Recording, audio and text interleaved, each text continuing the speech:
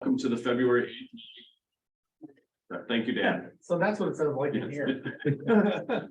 Good morning, everyone, and welcome to the February 8th meeting of the Olympic Region Clean Air Agency. Let's go ahead and do introductions for the record. So I'll go around the room and then maybe ask Greg if he can help me call through the online folks, just because it'll be a little easier on my neck and my eyes. So Jim Cooper, Chair. Randy Neville and Mason County Commission. Okay, great. You want to go ahead and do everyone in the room? Sure. Jeff Johnston, Executive Director of ORCAA. Jeff Myers, Legal Counsel. Odell Hadley, Air Monitoring Specialist. Robert Moody, Compliance Manager. Wonderful. It's a little bit different order than normal. And Jackie's bringing us water. Thank you very much. And then apologize, our necks are craning because the camera's here and you're over here. So we'll just do our best. Greg, can you help me walk through online? Absolutely. I'm Greg Brotherton, Jefferson County Commissioner and Vice Chair. We'll go through the board first. So next on my list here is Joan. Can you introduce yourself, Joan? Oh, thanks. Joan Cathy, City of Tumwater City Council. Great. And Robin? Good morning, Robin Vasquez, Lacey City Council. Great. And Jill? Good morning, Jill Warney, Grace Harbor County Commissioner. Right. And Carolina? Carolina Mejia, Thurston County Commissioner. Excuse me, Carolina. And Dave, I think, are you as well? I am here. I'm Dave Tobin, Pacific County Commissioner. Nice to see you. I think that's all the board members, unless I've missed anyone. So we'll pass it off to staff and start with, on my list here is Debbie Moody. Oh, I'm here. This is Debbie, Office Manager. Thanks. And Jennifer? Jennifer DeMay, Engineering Supervisor. Great. And Lynn? Oh, you're muted, Lynn Harding. Good morning, all. Lynn Harding, Financial Services Manager. Great, good to see you again. And Dan? Dan Nelson, Communications Manager. Great. And let's see, are there any other ORCAA staff that I am? Tiffany Flores. I'm sorry? Tiffany Flores. Oh, Tiffany. Can you introduce yourself, Tiffany? Tiffany Flores, Records Clerk. Great. And then let's go to our legal term. I know Jeff is in the room, but Mike, you want to say hi? Good morning, Mike Throgmorton. Great. And then we have some other guests. You don't have to introduce yourself, but if you'd like to say hi, Lisa. Hi, Lisa Carroll, Audit Manager for Team Olympia. Oh, great to have you here. Audrey. Hi, Audrey Shellhart. I am the auditor in charge for Team Olympia for ORCAA's audit. Great, good to have you guys here. And I think that is everyone online, unless I've missed anyone. So passing it back to you, Chair. Thank you, Greg. So with that, I'll ask for an approval of the agenda. This one, Chair, I move for approval of the agenda as presented. Second. Okay, we have a motion and a second. Any discussion or amendment? All in favor, say aye. Aye. Aye. Aye. Opposed? Motion carries. Okay, so then that takes us to chair report. And so I believe I'm supposed to select finance committee members. We probably should have talked about that at our finance meeting, but the current finance committee, I believe, is Randy and Greg and myself. And is there an alternate existing or not? Yes, Jill is. Jill's the alternate. Okay, thank you for that clarification. Are all of you willing to continue to serve in that capacity? Greg, Jill? Okay. Yes. Anyone in the board object to keeping the same finance committee? Okay, then consider the chair appointment complete, with the existing finance committee continuing another year of service. And then I'll turn to our finance committee chair, Greg, and ask him for an update from the meeting this morning. Sure. Thank you very much, Jim. And I think we have a finance. So specific questions can be addressed to Lynn later, but basically, as we're into the second quarter of fiscal year 23, we're on budget pretty much everywhere. The notices of construction are a little under the budget projection. But these things like the violations are something that you are kind of just doing your best guess. So everything else is pretty much on budget. It's looking really good. There's not a lot to report. I think one of the takeaways is that Lynn and Jeff are going to be working on some sort of scheme for the upcoming 24 budget, I guess, to look at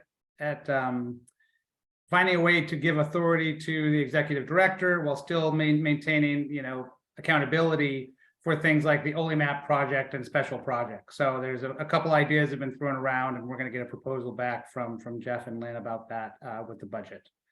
Whether that's, a budget line item that is more flexible, or whether we continue to come to the board for these kind of authorities before they happen, is they'll analyze and bring back a recommendation.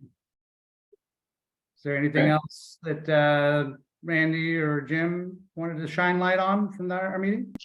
Nothing from either of us. Thank you, Greg. Questions for Greg? Okay, that takes us to public comment. Dan, do we have, I don't believe we have public, but can you just double check for me? Everybody that introduced themselves, that's all we've got. Okay, and any pertinent public comment in between meetings, Dan or Jeff, that we should bring into the record? No. Okay, great. So that takes us to our consent agenda. Is there a motion for approval? So moved. Second. I have a motion and a second. Are there any questions, comments, or poll? All in favor, say aye. Aye. Aye. Aye. Opposed? Motion carries. Thank you. So that will take us to new business, our state auditor report. And I believe I'm going to go directly to Audrey. Is that true? I think I'll actually kick things off, but I Audrey is apologize. going to be, no, you're great. Audrey's going to be pulling up our PowerPoint if she has host privileges. Not sure if that still needs to happen or not. Oh, good. There we go. Well, good morning, everyone. Thank you so much for the opportunity to be here today to share the results of your most recent audit. We value and appreciate your participation in this meeting. So if you do have any questions throughout, feel free to speak up. We're happy to answer those as we go, and then we'll have a chance at the end for any additional questions. I did want to mention that there was a packet of information that I believe was sent over this morning. I'm not sure if that's been shared around yet or not, but fortunately our PowerPoint should summarize everything that was in that document. But if there are any questions about anything you saw in there, feel free to speak up. So with that, I think we're ready to jump in. Can everyone see that okay? Yes. Great. All right, ready for slide 2. So one of the most important things about our audits is their role to increase trust in government. And our audits are able to do this because the public trusts the state auditor's office as an independent organization that provides transparent examinations of the operations of state and local governments. Another important role of our audits is their ability to identify areas where efficiency can be improved and you can be more effective in complying with requirements. And our audits can also tell us where you are already working efficiently and effectively. So our goal today will be to make sure you understand the results of your audit and answer any questions that you may have. And with that, I'll turn it over to Audrey, who's going to go through those audit results.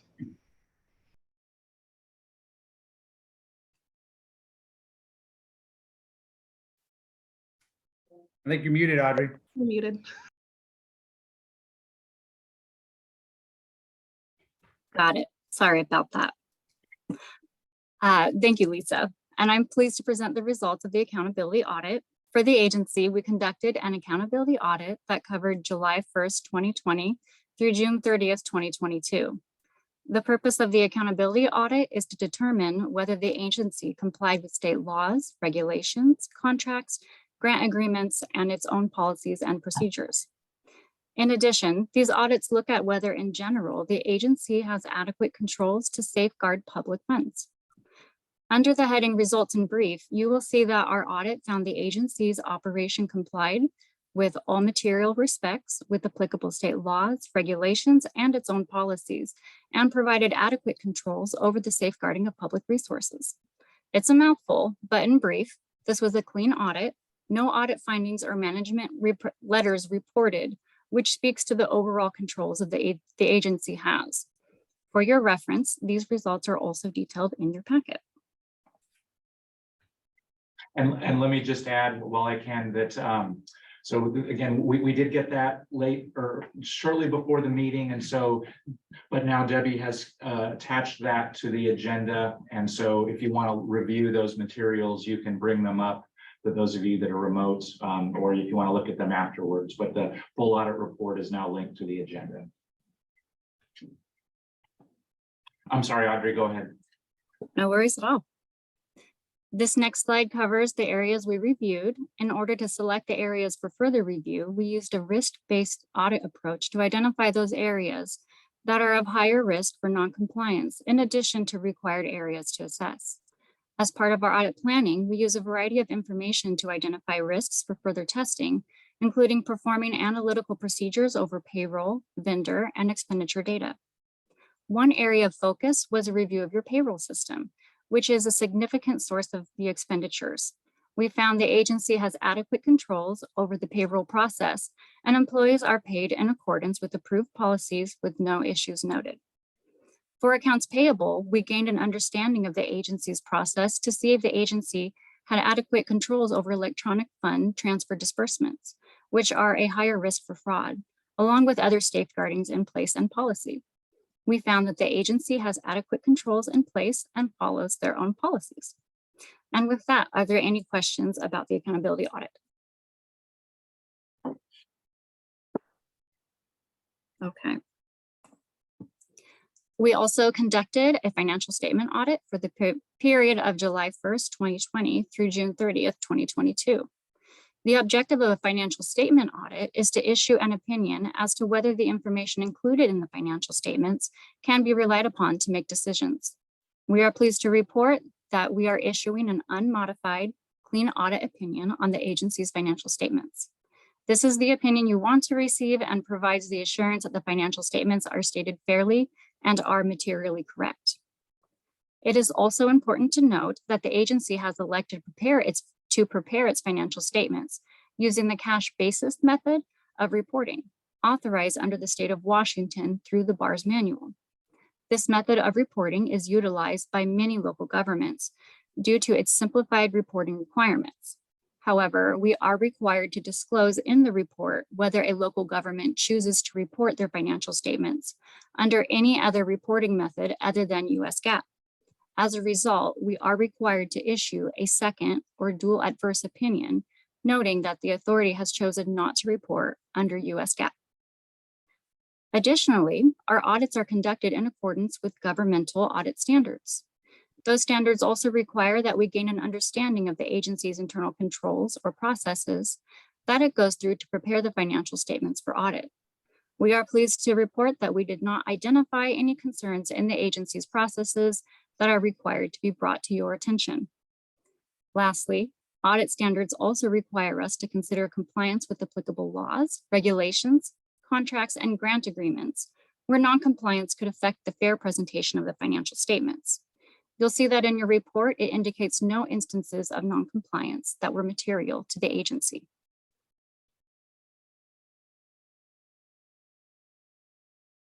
In relation to our financial statement audit, professional audit standards also require that we share with you whether there are material or large misstatements that were identified and subsequently corrected by management. We are pleased to report there were no material misstatements identified during the course of the audit. We are also required to note whether there are any uncorrected misstatements that remain uncorrected in the audited financial statements. And we again are pleased to report that there are no uncorrected misstatements. As part of our financial statement audit, we evaluated certain risks that we would like to share with you. Audit standards require auditors to evaluate the possibility that management may be able to circumvent certain controls. We are pleased to share with you that our evaluation showed no instances or possibilities where controls were circumvented. And with that, are there any questions about the financial statement audit?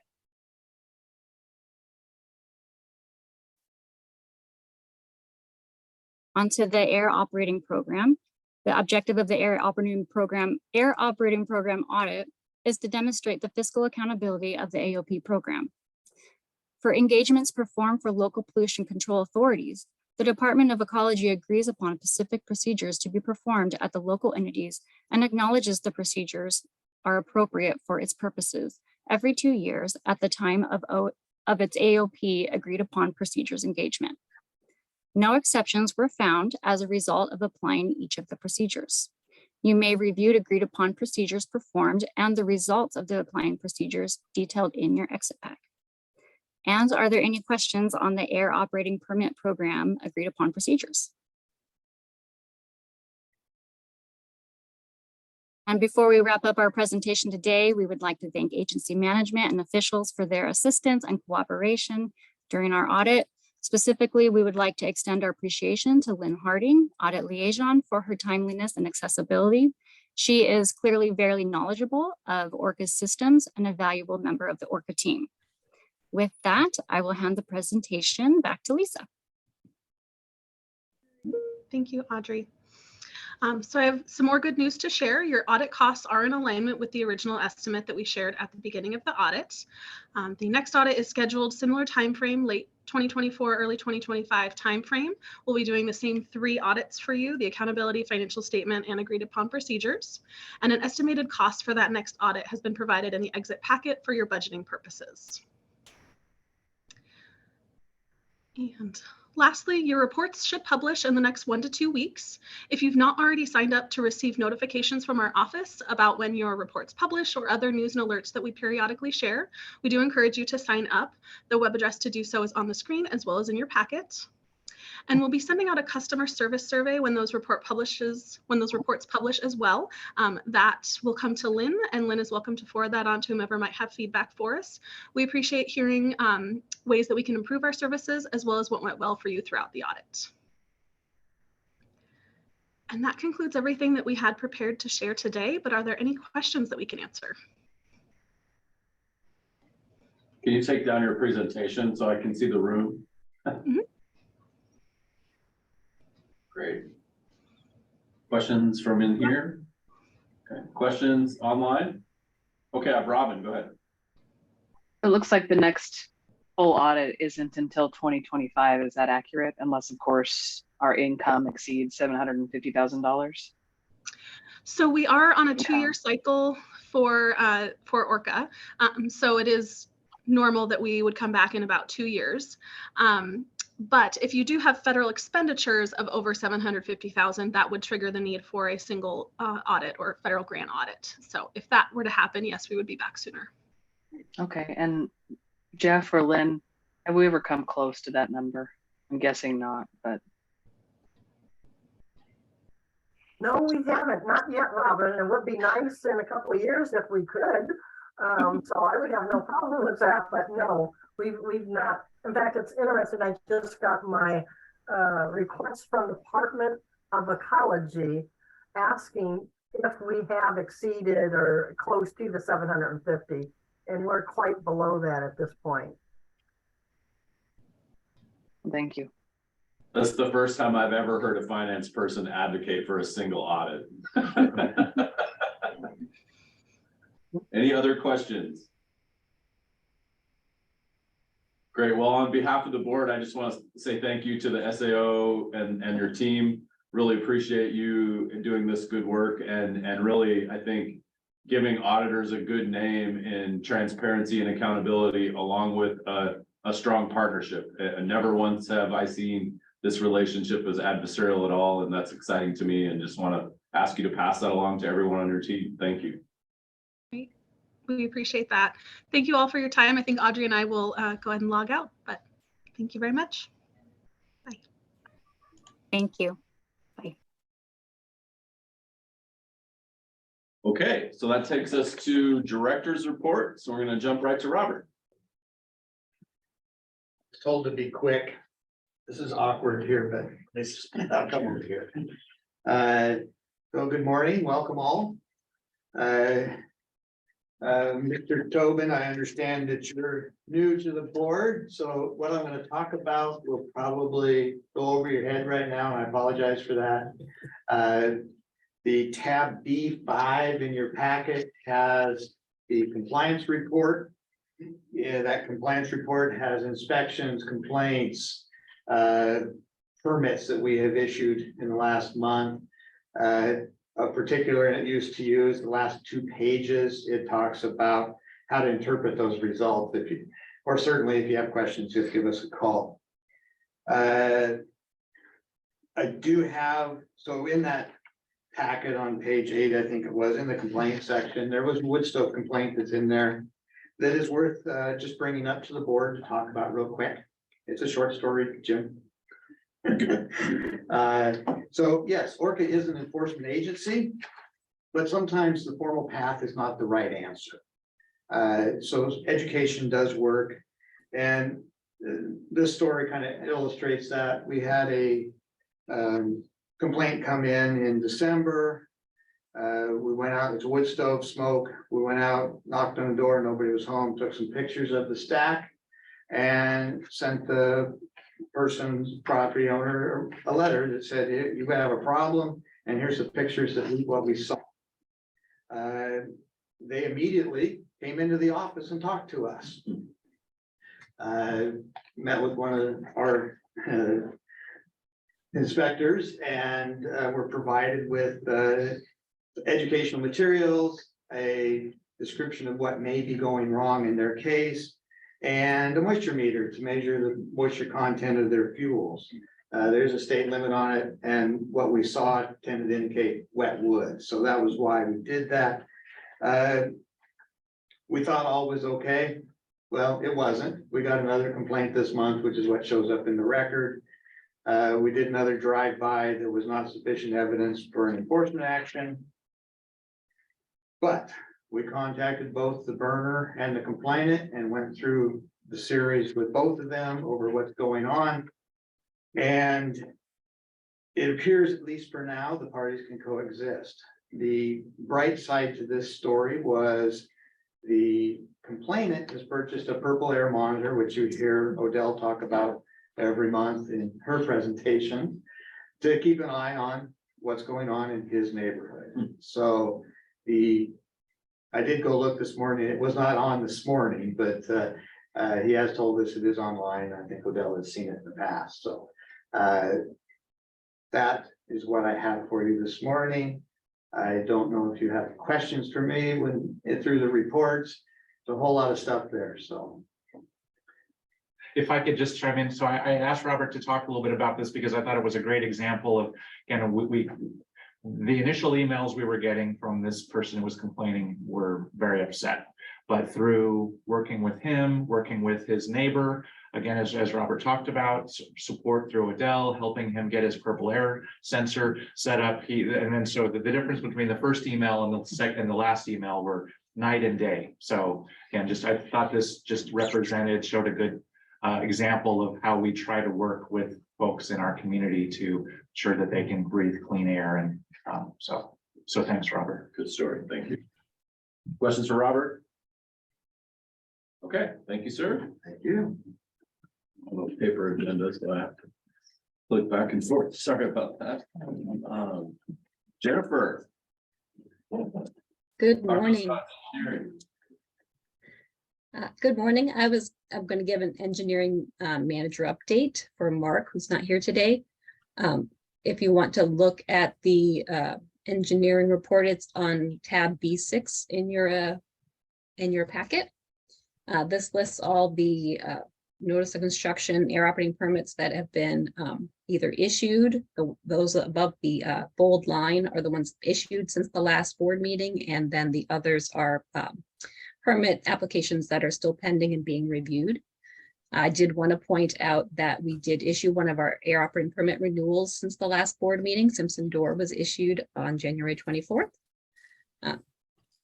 That's a great, those permits get renewed every 5 years. So it's a big project to get those done. So, and in addition, I just wanted to point out, in addition to this permitting work, engineering staff is working on the 2022 emission inventory right now. We sent out 78 emission inventory packets and received back about half so far, and we'll be reviewing those during the spring and early summer. Does anyone have any questions on anything in the packet or on the emission inventory. Questions for Jennifer? Okay, thank you. Thanks. Go to Odell for air quality. Okay, Dan, can you pull up the air quality monitoring slides and share them on the screen? Working on it. Thank you. Yep. I guess I probably should have given you a heads up a little earlier. Oh, look at how fast we are. Okay, so this is the air monitoring report for January 2023. Next slide.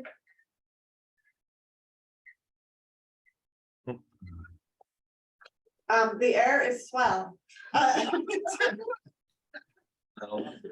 We did actually have a few moderate days in Port Angeles, 5. This is pretty typical during wood heating season, and I have talked before about the pocket of somewhat stagnant air that can often sit over Port Angeles when it's not over the rest of our sites. But you'll notice that the maximum there is 13.6. So when we say moderate, it's the cutoff line is 12.5. So it's really just on the moderate side of good for Port Angeles. You'll notice Shelton had one day at 15.6, again, probably wood stove. Things to notice here, we are missing one day of data in Lacey, and that's because the nephelometer just stopped communicating with the data logger, and it's actually stopped communicating again today. So after this meeting, I have to go over and reset it. It needs to be reset in person. The other thing I want to note is Chesapeake is missing some days of nephelometer data. That's the pump died there, and because it's such a remote site, I haven't had a chance to get up there yet and fix it, but we know it's Chesapeake and it's probably pretty low. So I will be going up hopefully next week or the week after, and I'll get that fixed. And then the last thing here, you'll notice there's no data for Raymond. So our new board member from Pacific County, I promise you, we do have an air monitoring site there. In January, we had a 3G modem that was communicating the data to us, and that is no longer supported by the cell towers. So we thought, oh, we'll just upgrade to a 5G modem and that'll be quick. It hasn't been quick. So we had to upgrade our service there, and then Verizon has been kind of dragging their heels on that. And then Dan, so this is our data for the saturation study. For Grace Harbor, we've got quite a lot of sites that are reporting purple air data. You'll notice they're all pretty clustered down there, and the good air quality correlation isn't high, but they're all reporting good, and that's really what we want to see. We did have one site report in at moderate, and that was our coastal site. So I'm not sure what was going on there, but maybe picking up one of those DNR burns up there on the coast. Yeah. Just want to quickly remind folks what a saturation study is and why we do those. Oh, that's right. We have some new board members. So we rotate. Our saturation study is a year-long study, sometimes a little bit more than a year, until we feel like we've collected enough data to evaluate our permanent monitor. So we have one monitor in one location per county, and we just want to take a look and see how well that monitor represents the overall air quality of the whole county. And so we like to put up other sensors, and now we're crowdsourcing by using community purple air sensors to look at that data and evaluate our overall ability to predict the air quality and how representative it is for the whole county. So these are the monthly snapshots, and at the end of the study, I will compile all this data and do a full summary for the whole site. And in one case, we actually moved the sites based on our data for this study. And that was in Port Angeles when we moved from the middle school to the fire station. Okay, last slide. You have one county left. Yeah, Pacific County is the last.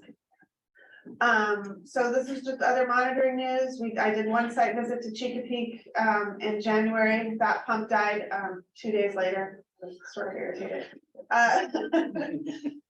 We did a site to Aberdeen and fixed the purple air sensor that had stopped reporting for about a month there.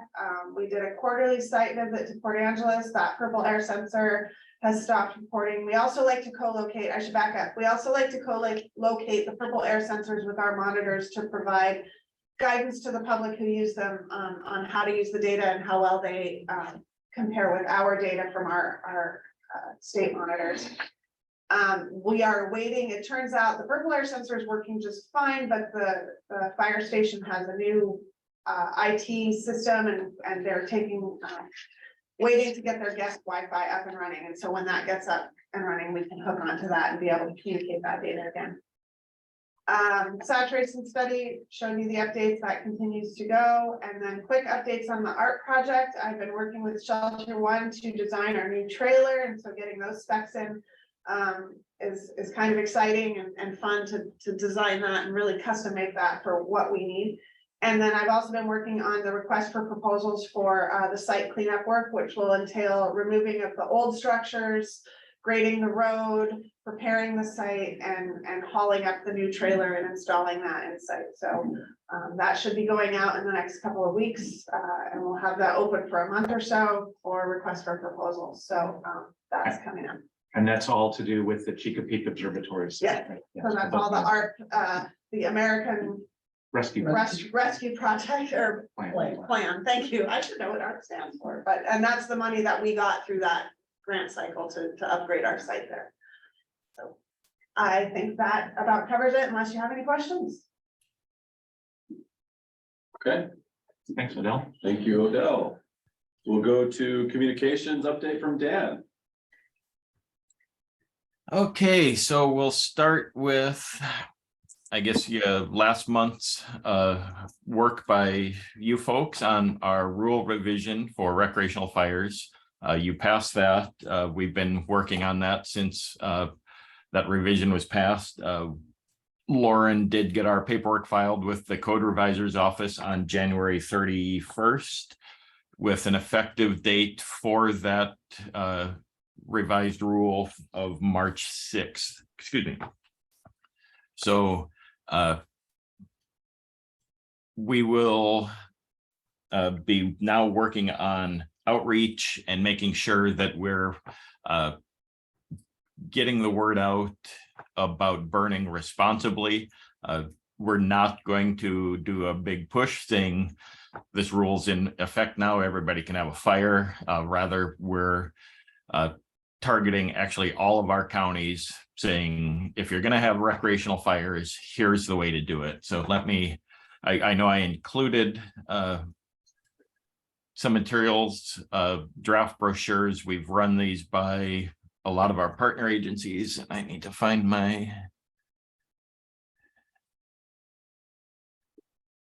get to the right PDF. There we go. So that's the draft brochure.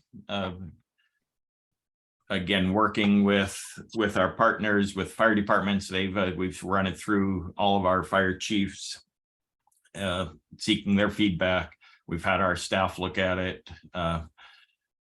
Basically, again, the idea is to not say everybody go out and have fires, but to say if you're going to have a fire, make sure you're doing it right, that you're burning the proper materials, and that you're being responsible for your smoke and not creating nuisances. So we've got this trifold brochure to go out, and then to make sure we're getting the best reach, we turn that into a one-page bulletin board flyer so that we can share this with libraries. The fire departments can put them up on their bulletin boards.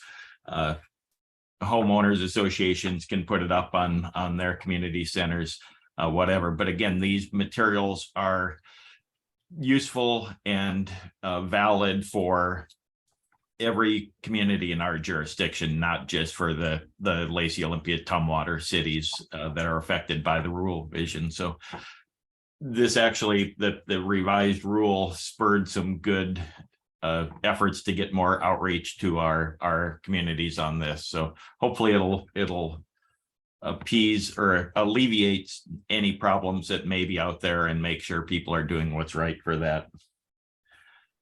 So if you have, sorry, Dan, if I could jump in for a second. So if you have any suggestions or comments on these materials, particularly in Lacey, Olympia, and Tumwater, where I know this has been an issue, but been something that's been discussed. But as Dan mentioned, these materials are good and intended for our entire jurisdiction. So let us know if you have any suggestions, if there's things that you think should be in there. But then once we've finalized it, do let us know if you have suggestions about how we can get this out into your cities to help get these materials distributed. And I'm sure Dan will also talk about our website. And so we're putting together a web page and things as well. But let us know if you have thoughts on how we can help get this message out about clean burning. And again, if you're going to have a campfire, here's how to do it safely and responsibly. And you are responsible for your smoke. Yeah, definitely let us know if you have recommendations for distribution points for these. And I have started contacts with some of the retailers of backyard fire pits and those type of products, so that in the past, especially in the Lacey, Olympia, Tumwater area, I've tried to talk to the retailers about providing information about where their devices cannot be used. Now that they're available, they can be used everywhere. I'm hoping the retailers will be more amenable to taking these brochures and saying, if you're going to buy this fire pit, make sure you're using it properly so that you're a good neighbor. So I think we can get these in at least at Lowe's and some of the other big boxes, but I haven't heard back from everybody yet. But so that's ongoing. And yeah, let us know if you have ideas or feedback on these. Again, we had feedback from the fire departments. We've got fire safety information included on the brochure, as well as the smoke information. Just quick on the wood stove replacement program and recycling. I got a couple of questions. Can you do those before you go to the topic? Yeah, go ahead. Greg and then Robin. Yeah, thanks a lot. I think it looks great. I was just curious a little bit about on the 2-page flyer, the phone numbers. I just looked at Jefferson County and it doesn't, I mean, our fire marshal is our community development director, and this phone number looks like it goes to the Department of Emergency Management, which I think is the appropriate place to do it. But I'm just, I guess, concerned about giving folks an idea that they're calling a fire marshal when they aren't calling a fire marshal, even if it's the appropriate place to go. Okay, yeah, I'll verify that with them, because that's the number I got from either the website or talking to maybe East Jefferson Fire, I think, provided that idea. But I think that's probably a good number to call. It just maybe it's not the fire marshal, but it's okay. Still... Okay, Grace Harbors is a generic number too that would put them in a crazy phone tree. Okay. So maybe I'll see if I can get a more direct number also. Greg and Jill's cell phones will work. No. Yeah. Excellent.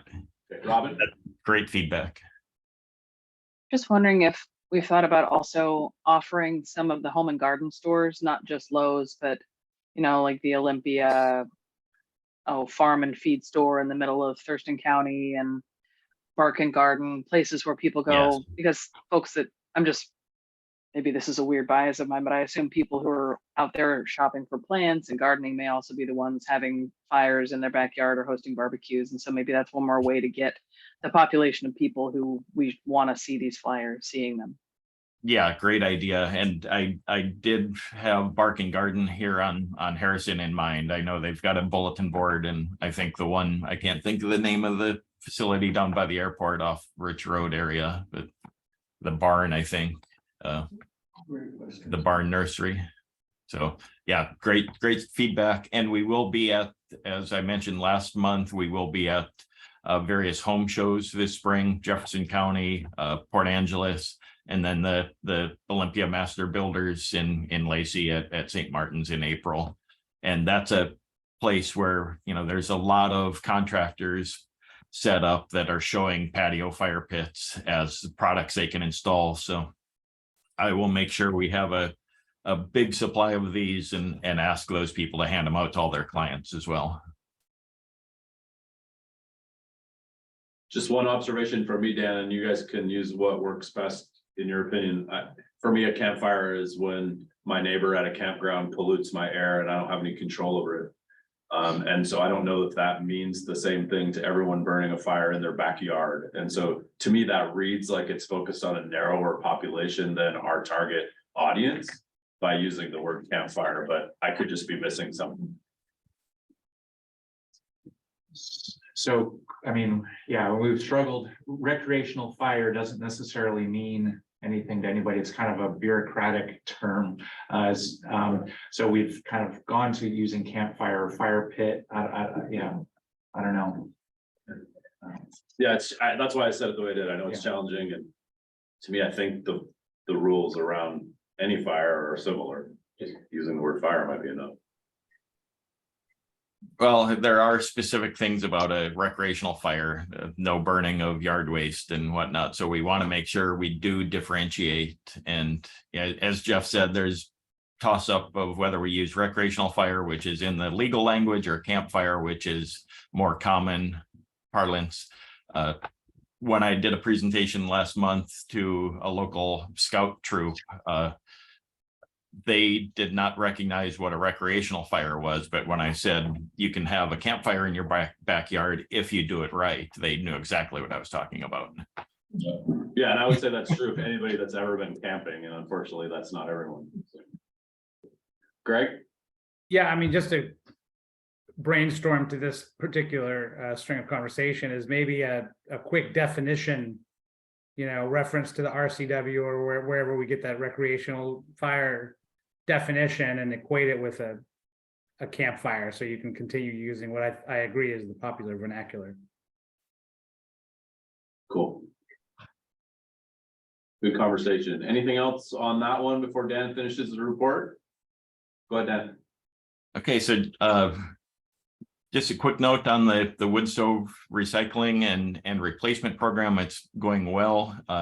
We were a little behind schedule on expending funds as we got into the winter months, but that's really ramping up and seeing a lot of interest in the recycling program in counties outside of Thurston now. So I'm getting a lot of interest from Pacific and Clallam and Grace Harbor especially. So nice to see that.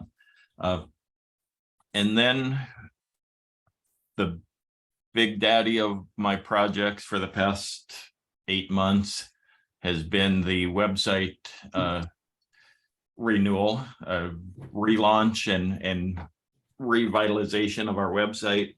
We're looking at, I believe, February 22nd or 23rd as the launch date. We'll have a meeting with our designers and contract team and all of the ORCAA staff working on this on February 17th, Friday, as a no go meeting to decide if we've got everything lined up. And we've had great interaction and support from a lot of our staff here at ORCAA. I've had everybody look through it. The entire staff had the opportunity to go through it page by page and provide feedback and suggestions for changes. I want to call out Jennifer DeMay, especially, as being instrumental in getting our online forms up to snuff and getting a good integration of the new online forms directly into our database. So that'll save a lot of staff time down the road, where we used to have to print out the data that was provided online and then manually enter it into our database. So we were having 2 separate databases with a manual interaction between them. Now our website will feed directly into our database to save staff time and make it easier for everybody. So going through the page, this is the home page. It's been tested on tablets and mobile devices extensively. It looks good on all platforms. Pretty Hey, Dan, straightforward. can you Yes. can you make it a little bit bigger for those here in the conference room? It's a bit small. Okay, I don't know if I can, is that change anything or? Yes, that is making it a little bit bigger. Okay, I'm just resizing my window here, and I can magnify too if that needs more. I think that's probably fine to get a general sense. Okay. So the homepage is pretty much a one-page look to start with, lots of options. We do have multiple language options now, so you can view the page in English, Spanish, Korean, Hindi are the other 3 languages. And that was based on discussions with our compliance of what communities are most interacting with our compliance and permitting teams. People can make payments, contact us. These are static menus at the very top of the page. This top menu is the top level of our program pages. And then we have these quick hit buttons, the I would like to section. So those can be changed seasonally as needed. So when we have the summer burn permit or burn ban program in effect, we'll take off the residential burn permit and upgrade maybe the wood stove changeout program. Really clean interface for people. We have our mission statement front and center on the middle of the homepage.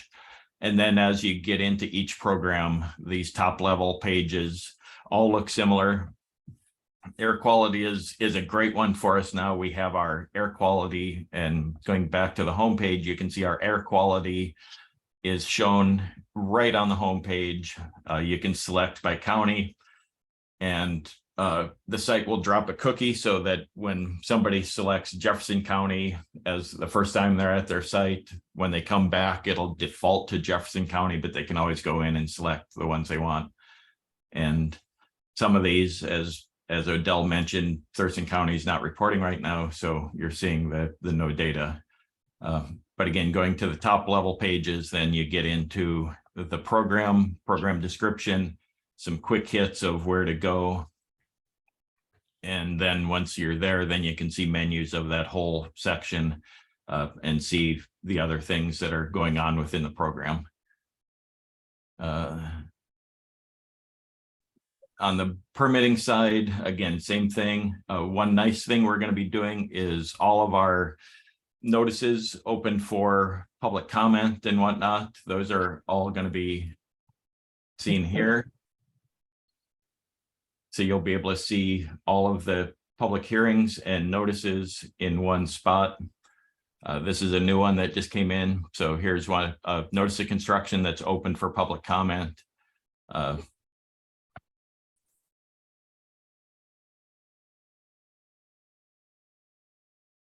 Let's see, I don't know what, there's I'm a little lost in it. Actually, here's one of the really nice things. So our form I mentioned, we do have a new online form system for our asbestos and demolition projects.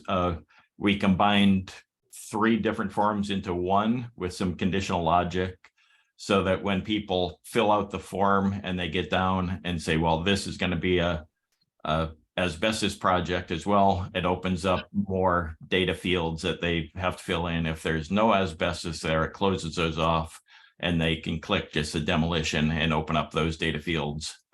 And then smart tabs, it'll automatically tally the cost of their permit or their notification, and when they hit submit, it takes them directly to our pay portal so that they can pay online, and then they get an automatic notification that we received it, and they'll hear back from our staff. So again, there's a lot going on.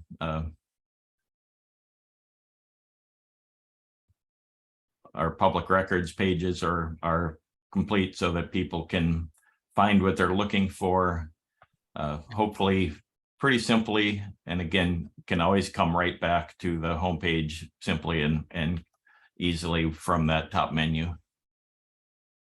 Any questions on the website?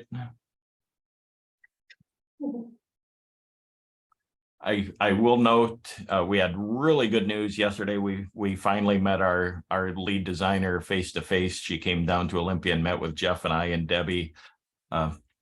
Incredible news that their project manager has gone through every page of the new site, checking for accessibility, so that those people with visual impairments or inability to read the page. Every page, they said they look for a 90% or better on pages when they build sites. All but one of the new pages scored 100%, and the other one, the map page, scored a 98. And they think they already figured out how to resolve that 2% and get it to 100. So we will literally be 100% ADA accessible with the new website. So as Dan mentioned, this has been a huge effort on Dan's part, but on Jennifer DeMay's part, Debbie, there's been a lot of folks that have been contributing to this. So really exciting that this is going to be launching here in the coming weeks. And I know we shared, again, this is not live yet, but if folks are interested, we could share kind of a staging site that we shared with Jim and Greg earlier, I think this week. If other board members are interested in seeing it ahead of time, we could certainly share that. Yeah, and I agree. It's gorgeous, Dan. So thanks for putting so much work into managing this contract. It really came out nice. And I really appreciate the accessibility review. One comment that you can look at later, my wife and I both looked at it, and when we see a bold link next to another heading that's similar in color, like green and blue, it's hard to tell that the ORCAA regulations is a link versus Washington State regulations is not.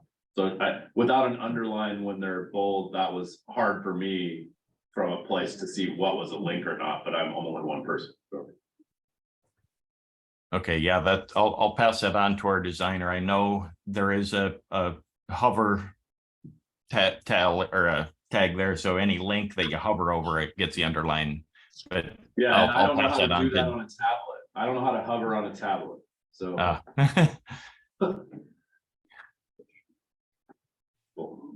and maybe that's something I just need to learn. So if you know how to do that, teach me. Light pressure with your fingertip. Okay, cool. Hey, look at that. Okay, cool. Thank you. Okay, I have Joan and Greg.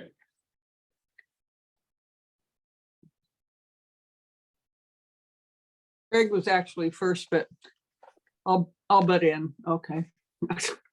I went to you because he asked the last thing. Yeah, this is back to the other thing. I just want to say I've been running through my mind and thinking about all the conversation we had in doing this new rule about recreational burning. And campfires is confusing because that was one of the things that we talked about. And I remember our council having conversations about campfires in homeless areas. And so campfires do not come up in people's minds as a backyard burning pit or something recreational on their patio, so to speak. So just to add to that, kind of thinking that through, a campfire is not what you would have in your backyard per se. So anyway, I just wanted to throw that in to keep thinking about if we are clear enough or if we need to add anything. Thank you, Joan. Mm-hmm. Greg and then Robin. Yeah, I just wanted to give Dan and the team kudos. I think the website looks fantastic. And, you know, one of my complaints before has been the search engine optimization. And I see now if I type in ORCAA with an extra A, you know, ORCAA.org comes up first. So kudos, thanks for addressing that as well. And then the other question on just my common plea is that I get a lot of requests for, or a lot of interest in the wood stove bounty in Jefferson County too. So don't forget us. If we can get included, you'd find a lot of uptake. Oh, you're definitely included. We've had a few projects up there. So so we're eligible now? Oh, if you have been for this whole program, yeah. I've had a few from Jefferson County, definitely. Oh, I thought originally it was just the urban areas around the 3 largest urban areas, and then Clallam County got added. That was the previous cycle. So this cycle, for the past 15 months, 16 months, it's been available and been used for your residents. Oh, great. Well, I will give more accurate information to people that inquire with me. Thank you. And quickly, before I go to Robin, I'm going to lift Jill's comment up. I think it's a good suggestion thinking about the real estate world and how they describe a fire pit versus a campfire. So just something, You know, to me, that's probably the more common residential term. I couldn't think of it though, so. Okay, Robin. I want to echo what Greg said. The website looks beautiful, and I have also struggled with, like, I'm on the board. I know that ORCAA exists, and you'd think I'd be able to find it with a Google search, but sometimes I've in the past typed in ORCAA and I get a Facebook link and a Yelp link and all kinds of, and not the actual website. And so I just checked it, and yes, it's the first thing that pops up now. So that's awesome. And I was going to ask, when is the beautiful new website launching? But is it out now? It's out now, 22nd. right? Oh, okay. So what we just saw is not quite up yet. Okay. Yeah. So I look that's- forward to seeing it up. That's a staging site. It's live, but it's not publicly findable. So I can provide you the link if you want to delve through it. I can wait until the 22nd, but I look forward to it. And we did make sure our contractor, the Rhizome Collaborative, has great social media as well as SEO skills. And so we made sure every page is SEO up to snuff. I mean, I created a game for myself of our plugin, the Yoast plugin for SEO is you get smiley face or a flat face or a frowny face, depending on how you do. And so every page gets at least the neutral. And if we hit the smiley face on SEO terminology, we're very happy. Nice. And for those who aren't necessarily in the web genre or aren't familiar, SEO is search engine optimization is what that stands for. So again, trying to make sure that our website gets hit. So if you do search for ORCAA, you actually come to our website rather than some issues that we've had in the past. So. And I've been able to build some of that back into our existing site without crippling it. Again, we're staggering along on an ancient version of WordPress because, and the other nice thing about the new site is we're not hosting it in-house anymore. So we don't have those server limitation issues that I currently have with our site. So we're in the cloud. If we have power problems in the office, it's taken care of. And we are planning to maintain an annual maintenance contract with our contractor. So they would provide an hour or two per month to make sure our plugins, because they did a lot of customization and custom plugins for us. So they'll continually monitor the back end and make sure that our plugins are up to date and interacting with each other cleanly and efficiently. Thank you, Robin, for that. Being in the cloud seems appropriate for an agency that is focused on the air. Cloud City. Anything else for Dan? Okay, we were all over the place, but I think you got it all, Dan. So thank you very much. With that, I'll go to Lynn for administrative services update. All right, well, good morning still. Yes, it is. So hope y'all doing great. So glad to see y'all. We had a finance committee meeting prior to the board meeting, and we discussed our second quarter report for the period ending December 31, 2022. Shared good news. Y'all have access to the financial report. In summary, however, ORCAA has received 44% of our revenue 6 months into the year. So we received $1.3 million out of 3.1. And for our expenditures, we are at about 45% at 1.3 million. And so we're where we should be at this point. There was a little mention of the notice of construction where the revenue is down. We haven't received a lot of activity under that program. But again, we estimate what we think that's going to be for the next 12 months. And it's based on obviously historical information. And then for our fund balance sheet, you know, we started July 1, 2022 with $2,026,000. After adding our revenue, subtracting our expenditures, we're still at about $2,040,000. Of that $2,864,000 has been set aside for contingencies. It also includes our tenant deposits, our office building set aside, monitoring equipment, database, vacation. And we also have 1.1 million set aside for our unrestricted. So the statement of agency budget revenue and expenditures looks pretty good. It's a good picture. Great to share a positive report. ORCAA has started our 2024 budget. We have a timeline internally. The departments are working on their department budgets. They'll be submitting them. Jeff and I'll be looking at them. We'll be complying a couple draft budgets back and forth with management. We'll be bringing our first draft budget to the finance committee in April 12th to be exact. And we'll reserve May for a finance committee meeting also in the event we need to. And then we'll bring it to the full board June 14th for approval, and the 15th we'll celebrate all. So the other thing that's worth celebrating, of course, we won't have a budget line for our principal and interest next fiscal year because we won't have one. There'll be no payments. So that is pretty exciting. And we'll be using some of those revenues from our building and rental income to be putting back into our office building. And we'll be providing what that short and long-term schedule looks like and with some estimated dollar amounts.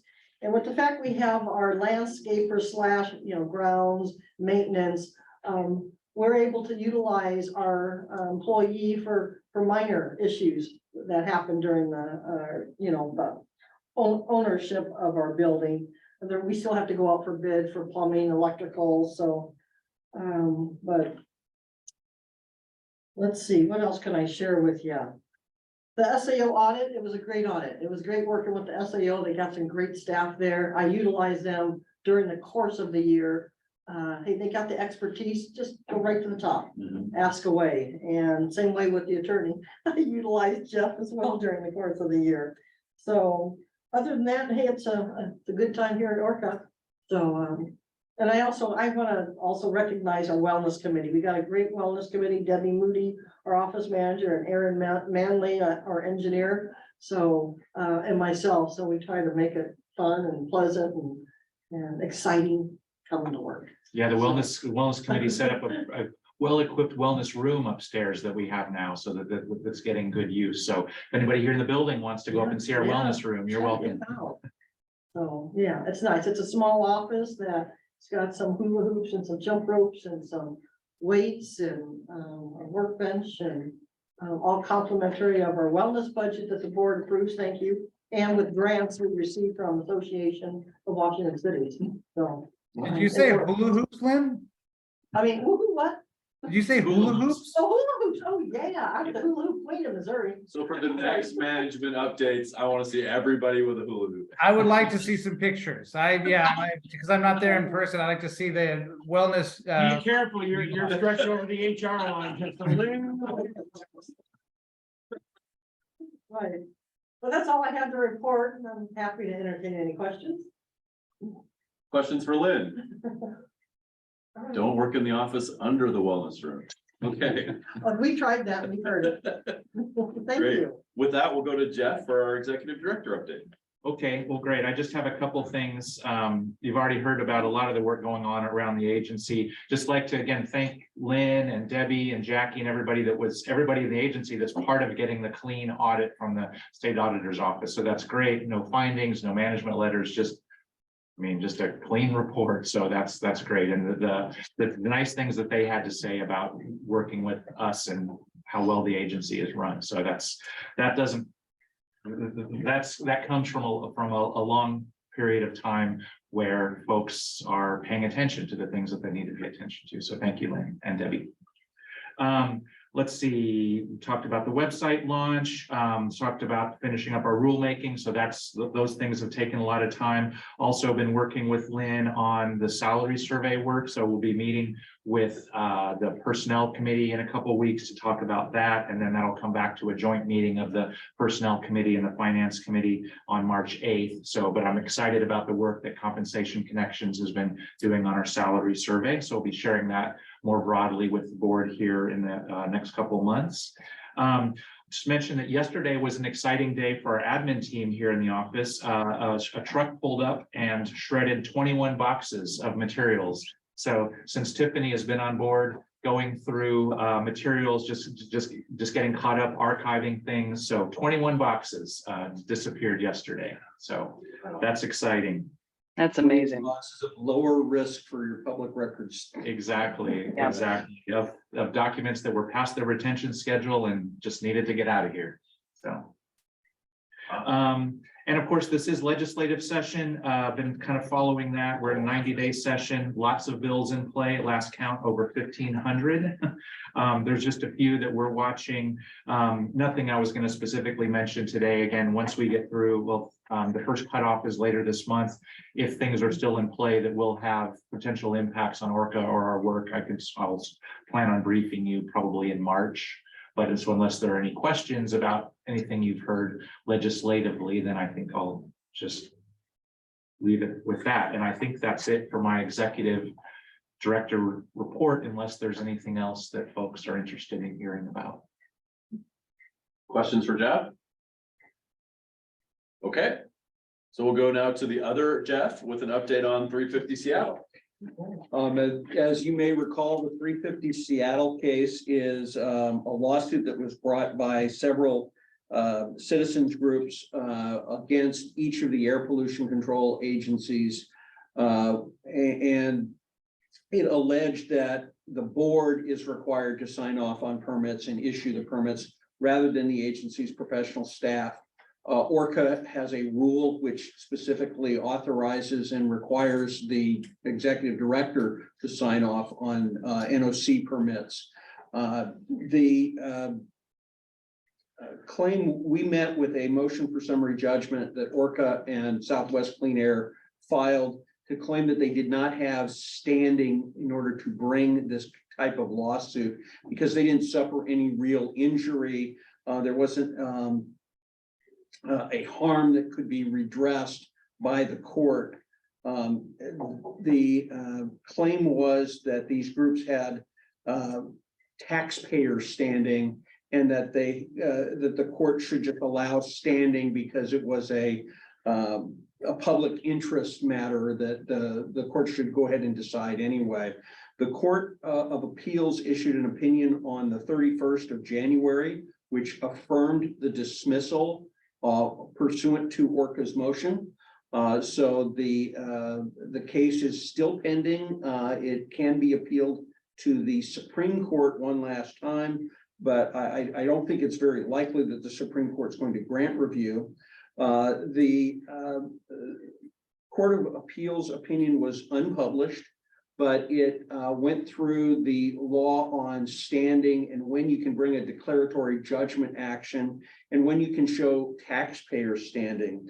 The court said that they had failed to demonstrate a procedural right that was being violated or was even alleged to be violated, and that ORCAA and the other clean air agencies, by delegating this to professional staff, were not preventing them from challenging the legality of any specific action, like the issuance of a permit, which they could do by appealing it to the PCHB.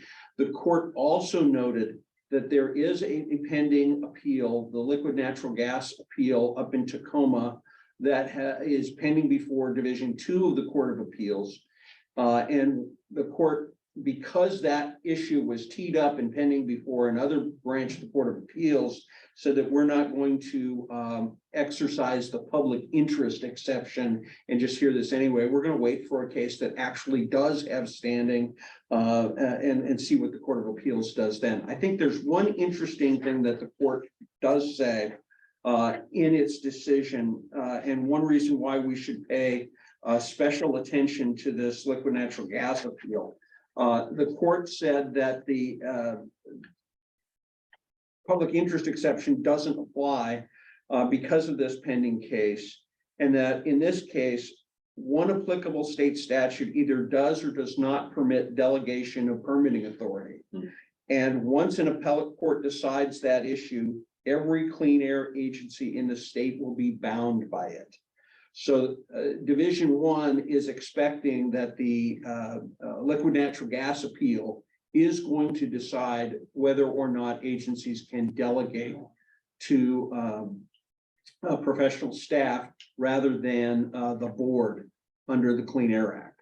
So we are participating in that case as an amicus. It has not been orally argued yet, but we expect that to go forward in the near future.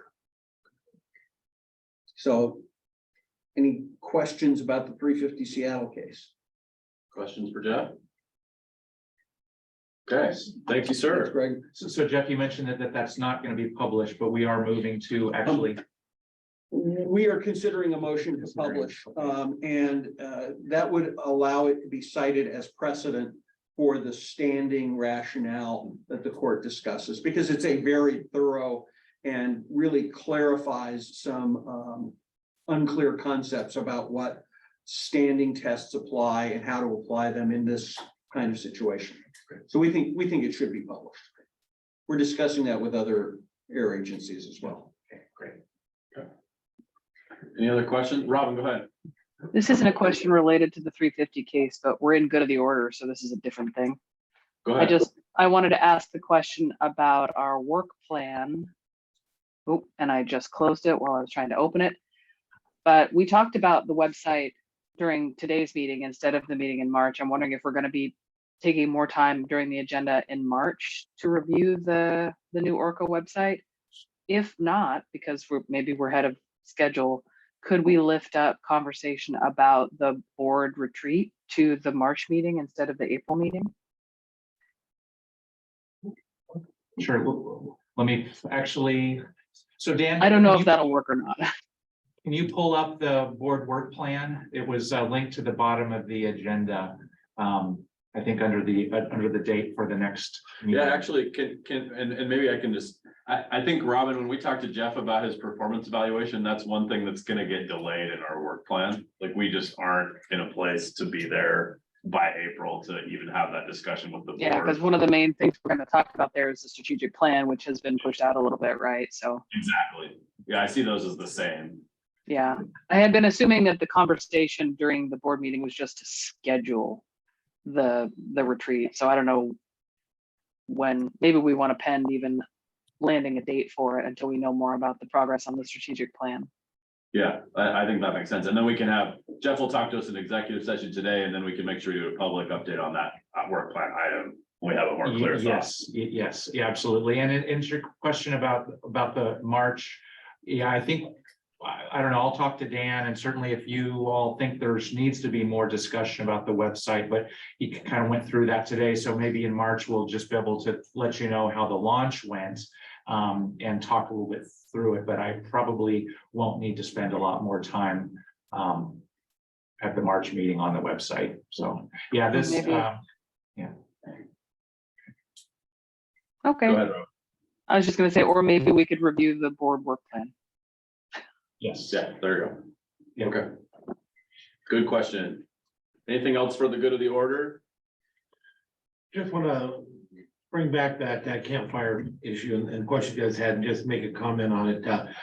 It's already pretty much packed in there, but I had a marketing company for years. You do have enough room to bring down the few pictures and put in small parentheses underneath it, recreational fire, if that's what you chose. Or you can change the line to read something along, instead of best practices for controlling smoke and being a good neighbor, it could say recreational fire, best practices, control smoke, be a good neighbor. One font smaller and it would fit. So you get your recreational fire, but I do want to point out, I don't know if it's necessary, that actually is a picture of a recreational fire in a backyard that they're using. So just. There you go. Look at everything, not Yeah, the word. I just thought I would know that if you guys didn't want to change it, it is, I can see how it would be possible to do easily without messing up everything they've done, but. Thank you, Randy. Good comment. Anything else for the good of the order? Okay, so our next agenda item is executive session. Before we convene into executive session, I'd like to ask the board for a 3-minute recess for a bio break and come right back. Is that okay? Okay, so we'll be back at 11:18 and then we'll do our executive session, exit into executive session to come back and adjourn the meeting. 11:18. Recording. Okay, everyone, back after a quick recess. Thank you for indulging me. At this point, we'll convene into executive session to discuss employee performance management as allowed by RCW. And we will be no longer than 40 minutes. And we will come back to the Zoom room, public Zoom room to adjourn the meeting. Everybody okay with that? And just for the record, the statute that Jim was referring to is RCW 42.30.110 subsection 1G to review the performance of a public employee. Thank you very much. I gave you back my printed copy that you loaned me. Okay, everybody good with that? Okay, Lynn will close the door and Dan will take us into executive session and give Jeff control of the room. Yeah, so I'm going to stop recording at this point, and we'll restart it when you come back in. So, and it looks. We can come back in early, Dan, so all.